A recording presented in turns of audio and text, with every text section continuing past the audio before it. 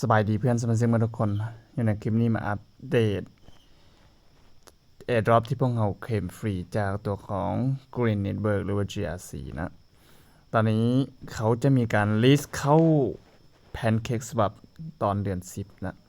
แต่เขามีการ buyback หรือว่าเขามีการซื้อกลับเพื่อไปเผาทิมนะผู้ใดที่อยากจะขายก็สามารถขายในช่วงนี้ได้นะในราคาที่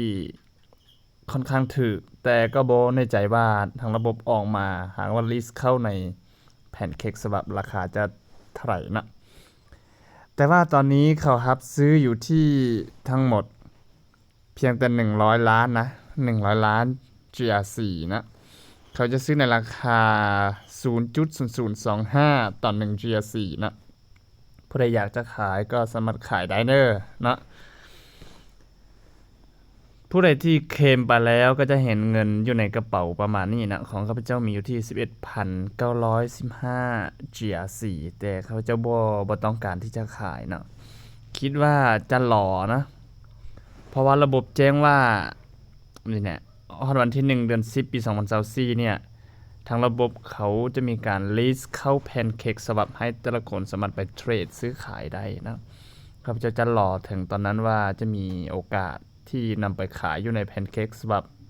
ได้หรือบ่หรือว่าราคาจะสูงหรือราคาจะลดลงได้จังไดนะ GRC ตัวนี้ก็มีการแจก Airdrop มาตั้งนานแล้วนะ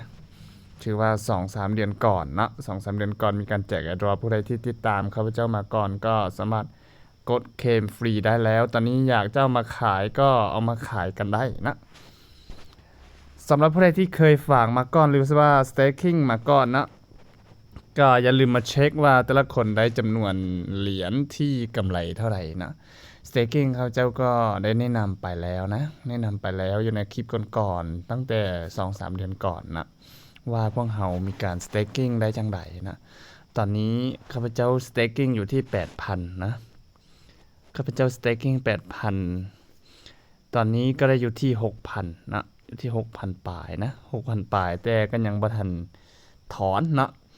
ทางระบบเขาจะถอนอัตโนมัติให้ก็ต่อเมื่อฮอดวันที่15เดือน3ปี2025นะ15เดือน3ปี2025จะสามารถเคลม profit ได้นะ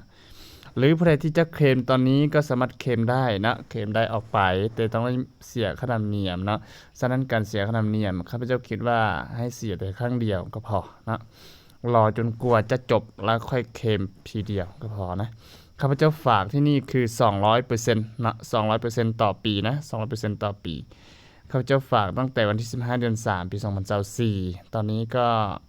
ได้มา 6,000 กว่าวันนี้ก็วันที่15เดือน8ปี2024นะถือว่า5เดือนผ่านไปนะ5เดือนผ่านไปข้าพเจ้าก็ได้อยู่ที่ 6,000 นะลองมาคำนวณเล่นๆหากว่าเอา 6,000 นี่ไปขายเนี่ยจะได้เท่าไหร่ก่อนนะในราคาที่เขา buyback นะราคาที่เขา buyback ในราคา 0.0025 นะ 0.0025 ก็เอามาคูณให้กับ 6,000 นะเอามาคูณกับ 6,000 จับลองดูนะก็5630นะ5630 262นะก็เป็น15นะก็จะได้ประมาณอยู่ที่15ดอลนะประมาณอยู่ที่15ดอลนะเท่านี้บ่หรือว่าจังไดนะหรือว่า150ดอลอาจจะอยู่ในประมาณ15ดอลนะโอเคลองไปคำนวณเล่นๆกันเบิ่งก่อนนะ 0.025 คูณให้ 6,000 นะคำนวณเล่นๆว่าได้กำไรเท่าไหร่ก่อนนะ 0.0025 คูณให้ 6,000 นี่15ดอลนะ15ดอลก็เป็นกำไรที่ฝากเข้าไปได้กำไรหากว่าตลาดออกมาศูนย์หายไป1ตัวนะหากว่าตลาดออกมาเป็น 0.02 ตัวที่กำไรก็จะเป็น150เลยนะนี่เป็น Airdrop ที่เคลมฟรีออกมาก็รอลุ้นกันว่าเดือน10จะออกสู่ตลาดจริงหรือบ่นะหากว่าออกสู่ตลาดจริงก็จะได้เงินจริงนะหากว่ายังบ่ทันออกสู่ตลาดก็มีแต่รอทางระบบเขาว่าจะมีการอัปเดตมาจังใดต่อไปนะโอ สำหรับ GRC เด้อสำหรับ GRC ผู้ใดที่ติดตามอยู่หรือว่าที่ KBDrop อยู่ก็รุ่นต่อไปนะรุ่นต่อไปวันที่1เดือน10ปี24นะปี24จะมาเข้าตลาดแพนเค้กสวับจริงหรือบ่ก็รอรุ่นต่อไปนะโอเคคลิปนี้มาอัปเดต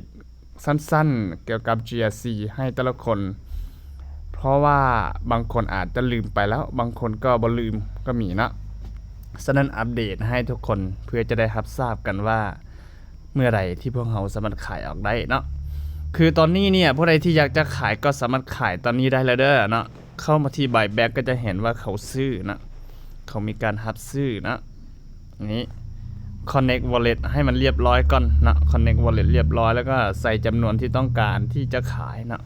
ก็ขายเป็น USD นะขายเป็น USDT นะ USDT แต่ต้องใช้เป็นตัวของ BSC หรือว่า BEP20 นะ BEP20 สามารถขายออกไปนะราคาอยู่ที่ 0.025 ข้าพเจ้าชื่อว่าตอนที่เขาขายโทเค็นเนี่ยผู้ใดที่ซื้อเนี่ยก็ซื้อในราคา 0.002 นะ 0.02 หากว่าผู้ใดบ่ซื้อเนี่ยก็สามารถกดเคลมฟรีนะกดเคลมฟรีแต่ผู้ใดซื้อพรีเซลนี่ก็ราคา 0.02 แต่ตอนนี้เขารับซื้อในราคา 0.025 ถือว่ากำไรได้หนึ่งนะโอเคอย่าลืมกดติดตามนะจะอัปเดตใหม่นะจะอัปเดตใหม่ให้สมาชิกที่ติดตามแล้วก็สมาชิกที่เคยสมัครมาก่อนสำหรับ AirDrop ตอนนี้รอลุ้นกันเดือนตุลานะ